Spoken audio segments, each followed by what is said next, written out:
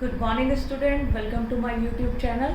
आज मैं आपको आधुनिकीकरण का भारतीय समाज पर प्रभाव। देखिए, एक टॉपिक आता है एग्जाम में, बीए वाले ग्रेजुएशन के बच्चे ज़रा ध्यान दें कि भारतीय समाज पर आधुनिकीकरण के क्या क्या प्रभाव पड़ते हैं। देखिए, हम आधुनिकीकरण, जैसे कि मैंने अपने पिछले चैप्टर में आपको बताया था कि भारतीय समाज में सामाजिक परिवर्तन की एक प्रक्रिया, जिसमें भारतीय परंपराओं में परिवर्तन की प्रक्रिया और औद्योगिकरण के फलस्वरूप जो आए परिवर्तन हैं, उनमें कहीं ना कहीं जानने के लिए आधुनिकीकरण का प्रयोग किया जाता है। इसमें फर्स्ट पॉइंट आता है जीवन स्तर में सुधार। देखिए, जो हमारा स्टैंडर्ड ऑफ लिविंग है, कहीं ना कहीं आधुनिकीकरण से वो बदला है।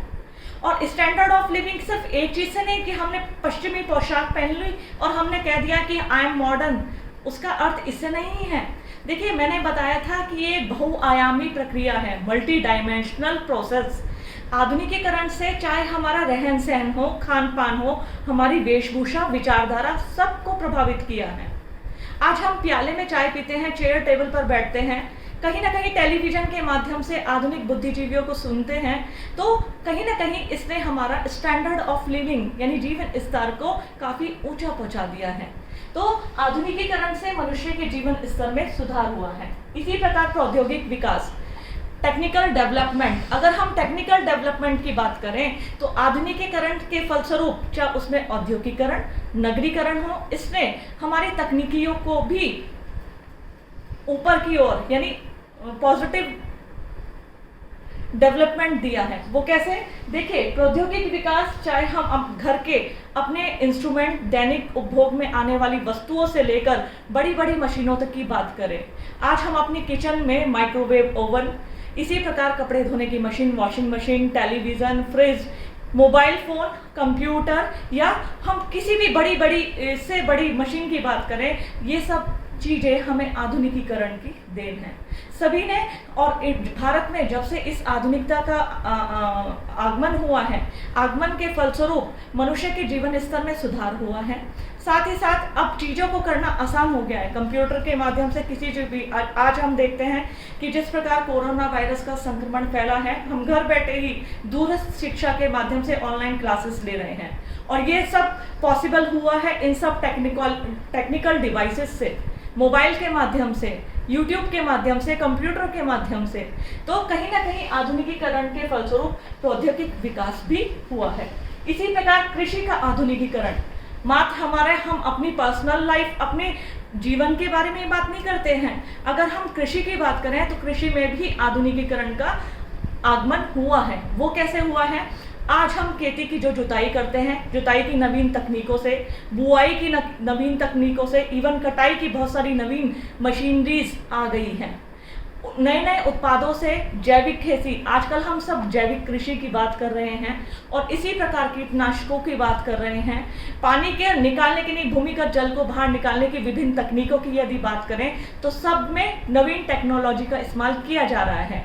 और उपज को बढ़ाने के लिए जिस प्रकार फव्वारा सिंचाई, ड्रिप सिंचाई, विभिन्न प्रकार की टेक्नोलॉजी इस्तेमाल में की जा रही है, तो उससे हम कह सकते हैं कि कृषि में भी आधुनिकता का समावेश हुआ है। अंतर्जातीय संबंधों में परिवर्तन, आधुनिकीकरण ने अंतर्जातीय संबंधों को आघात पहुंचाया है। वो कैसे? अगर हम 1954 का विशेष विवाह अधिनियम, 1955 का हिंदू विवाह अधिनियम, इसी प्रकार और अन्य चीजों को देखें, कहीं ना कहीं हमारी परंपराओं में बदलाव आया है। मनुष्य में शिक्षा का स्तर सुधरा है, जहां उसका साक्षरता का स्तर बढ़ता है तो मनुष्य की विचारधारा काफी ब्रॉड हो जाती है।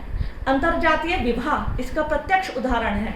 इवन अंतर्जातीय विवाह नहीं, आजकल हम अंतरधार्मिक विवाह भी देख रहे हैं, और ये प्रतिफल है उसी आधुनिकीकरण का, जब मनुष्य के विचारों में परिवर्तन किया है और उसे कहीं ना कहीं उस जो वो कहते हैं हम कुएं के मेंढक से बाहर निकाला है।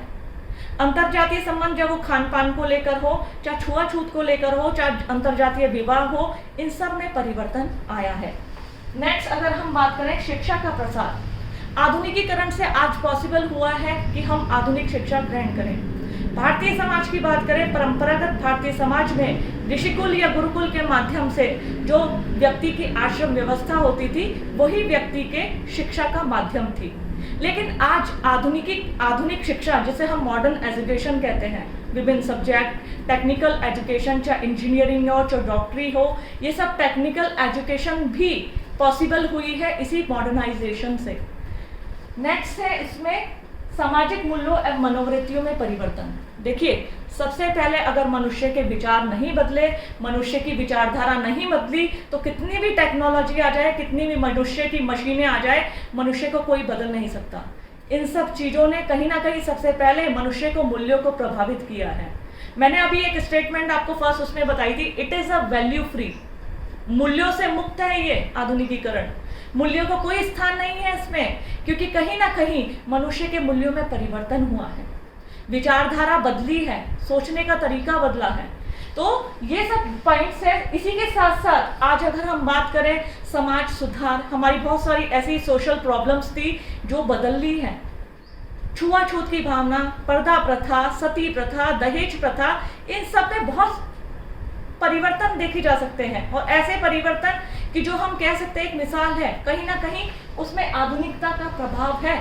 स्त्री शिक्षा की अगर हम बात करते हैं, वुमेन्स एजुकेशन की, वुमेन्स वर्किंग वुमेन्स की बात करते हैं, तो आज इंडिया में स्त्री मतलब वुमेन्स एजुकेशन का और वुमेन वर्किंग वुमेन्स का रेशियो बढ़ा है। और ये सब पॉसिबल हुआ है एक शब्द के कारण, मॉडर्नाइजेशन के कारण। तो मॉडर्नाइजेशन वो प्रक्रिया है परिवर्तन की जिन्होंने भारतीय समाज को भी इफेक्टेड किया है।